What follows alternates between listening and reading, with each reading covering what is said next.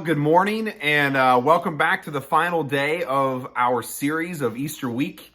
It's Friday, it's Good Friday, and so we're going to be reading about the crucifixion today. And of course, tomorrow we won't have a devotional, and then Sunday we're going to have some time to learn and really celebrate together as we watch our Easter service together and we learn about the resurrection, which is really the most incredible part of the entire story. But today we're going to finish up our thoughts here, and we're going to continue where we left off yesterday in Mark chapter 15. You'll remember from our reading yesterday that Jesus had been handed over to the Jewish ruling council and found guilty. And now they've decided to take him to Pilate, the governor, because the Jews weren't actually allowed to crucify or kill anybody. They had to seek permission from the Roman governor. And so now Jesus is standing before Pilate, and we're going to pick up in Mark chapter 15 in verse 1 together. And it says, "Very early in the morning, the chief priests with the elders, the teachers of the law, and the whole Sanhedrin made their plans. So they bound Jesus and led him away and handed him over to Pilate. 'Are you the king of the Jews?' asked Pilate. 'You have said so,' Jesus replied. The chief priests accused him of many things. So Pilate asked him, 'Aren't you going to answer? See how many things they are accusing you of?' But Jesus still made no reply, and Pilate was amazed. Now it was the custom at the festival to release a prisoner whom the people requested. A man called Barabbas was in prison with the insurrectionist who had committed murder in the uprising. The crowd came up and asked Pilate to do for them what they usually did. 'Do you want me to release to you the king of the Jews?' asked Pilate, knowing it was out of self-interest that the chief priests had handed Jesus over to him. But the chief priests stirred up the crowd and to have Pilate release Barabbas instead. 'What shall I do then with the one you call the king of the Jews?' Pilate asked them. 'Crucify him,' they shouted. 'Why? What crime has he committed?' asked Pilate. But they shouted all the louder, 'Crucify him!' Wanting to satisfy the crowd, Pilate released Barabbas to them. He had Jesus flogged and handed him over to be crucified." I want to stop right here in the story. This is a part in the story that I don't want us to miss. I want us to really understand what's going on here. And so during this sort of trial before Pilate, you can see again, what is Jesus's response to the accusations that are being made? Well, he stays completely quiet. He stays silent, just like he did before. And again, I want to remind us of why Jesus is doing this. Jesus at this point is not trying to get out of going to the cross. He knows he's got to go to the cross, and he's got to do it for you and for me. And during this time, there's this thing that happens every year where Pilate releases a prisoner back to the Jews. And in prison was this known murderer, Barabbas, who was known for murdering, and he was a criminal. And so at this point in time, Pilate decides, okay, I'm going to give them a choice. I'm going to give them the choice of Jesus or Barabbas, and I'll let them choose. And he says it was out of their self-interest that they had handed Jesus over.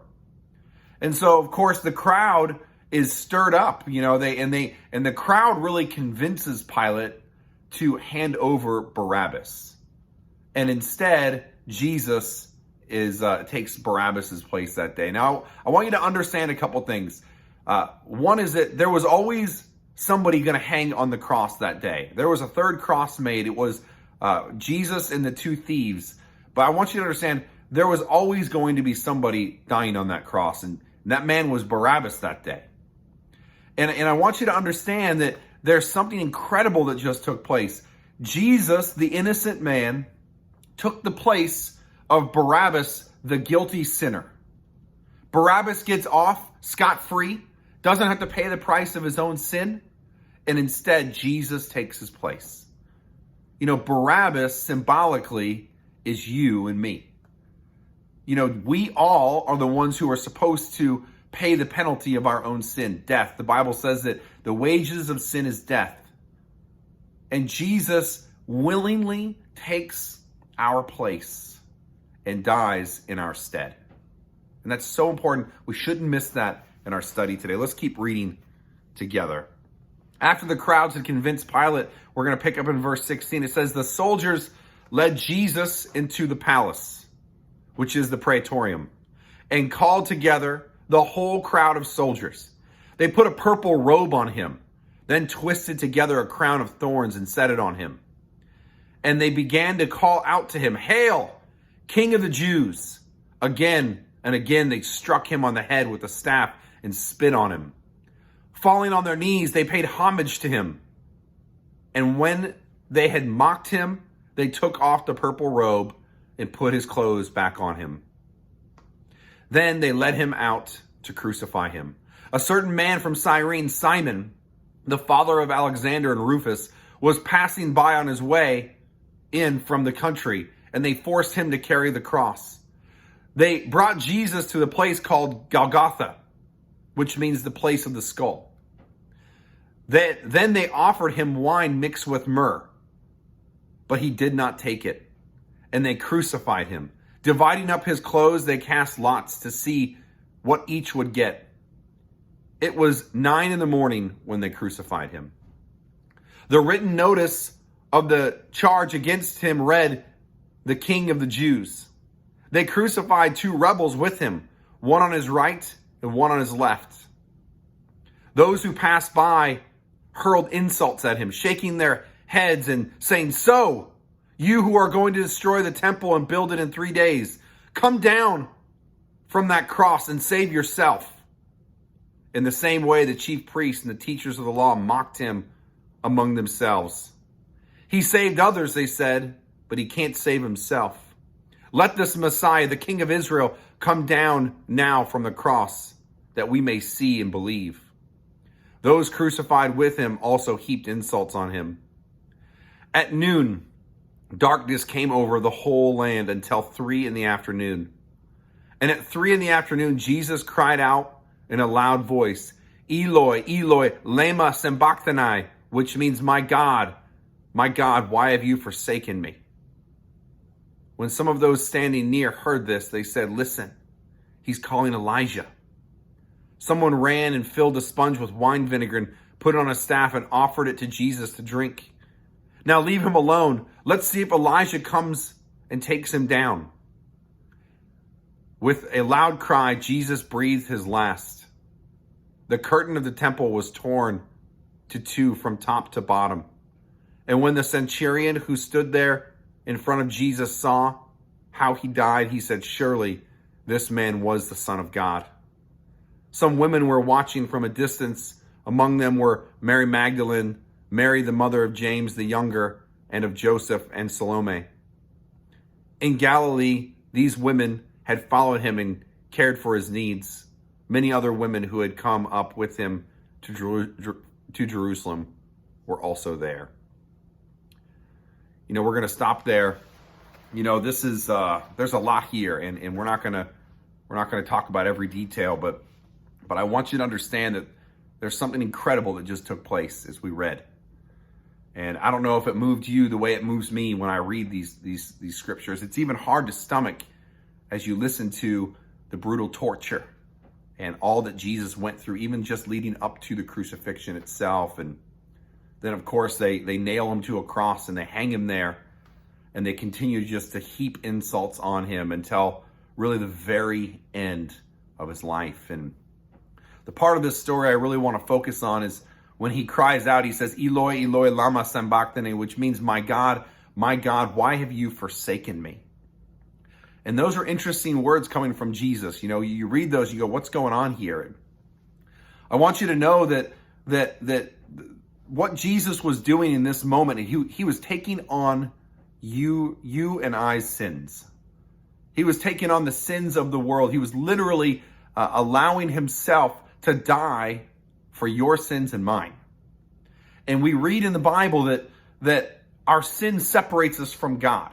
Literally, it's the thing that separates us from being able to spend eternity with God, and that sin must be paid for with death. There is no other way for sin to be dealt with and for us to be able to be with God. And so Jesus, taking the place on the cross for you and I, literally in this moment is taking on the sins of the world And for the very first time in all of eternity, he is separated from the Father, and he can't handle it. And he cries out, "Where are you? Why have you forsaken me? How come I can't feel you and see you? And where are you, God?"